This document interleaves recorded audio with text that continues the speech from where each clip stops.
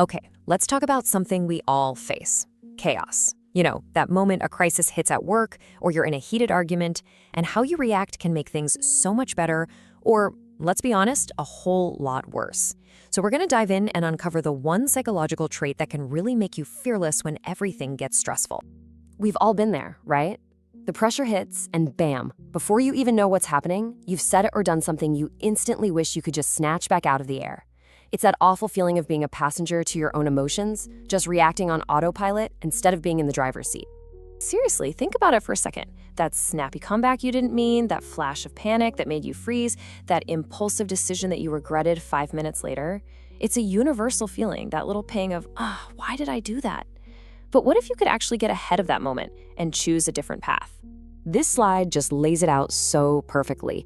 You've got two paths. Over on the left, you have that automatic reaction.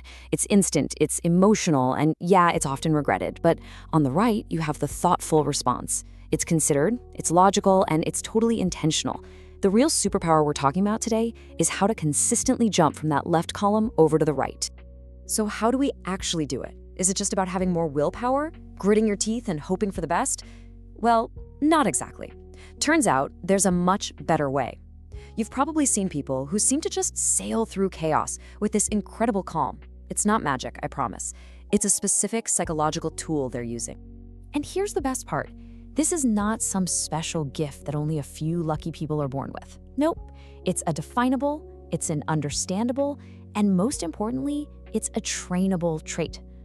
It's the one skill that separates the people who are controlled by the chaos from those who stay in control in the chaos. All right, so this highly valued trait, it has a name. This is the heart of what we're talking about today. So let's pull back the curtain and reveal the solution to reacting poorly when the pressure is on. And here it is, cognitive control.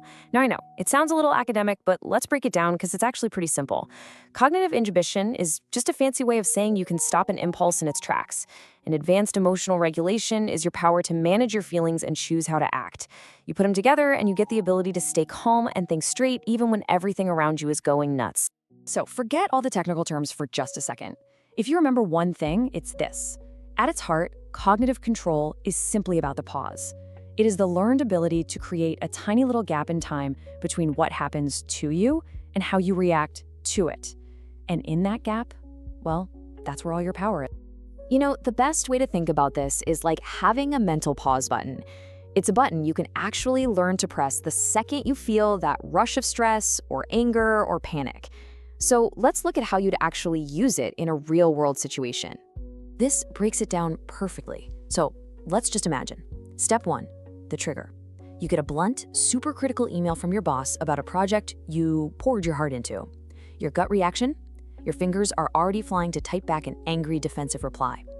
But instead, you move to step 2. You hit pause. You literally take your hands off the keyboard. You stop that impulse cold. That's your cognitive inhibition kicking in. Then, in that space you just created, you get to step 3. You choose your action. You can breathe, think logically, reread the email, and then draft a calm, professional response that actually moves things forward. That is emotional regulation in action. And when you start practicing this, something profound starts to shift. You're no longer just this pinball reacting to whatever the world throws at you. You become someone who truly responds. You go from being a victim of your circumstances to being the author of your own actions. It's a total game changer. So why does this matter so much?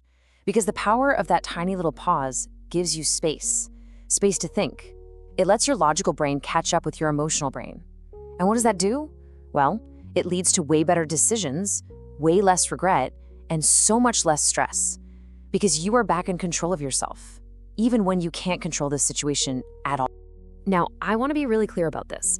This is not about becoming a robot or trying to suppress your emotions. Your feelings are important. They're signals. The goal is never to ignore them. It's to feel them, acknowledge them, and then choose what to do next. It's about mastering your emotions, not being mastered by them. So I'm going to leave you with this thought. The world is always going to throw chaos your way. That's pretty much a guarantee. The only thing you ever truly have control over is how you respond. So the next time chaos hits, will you have your finger on that pause button?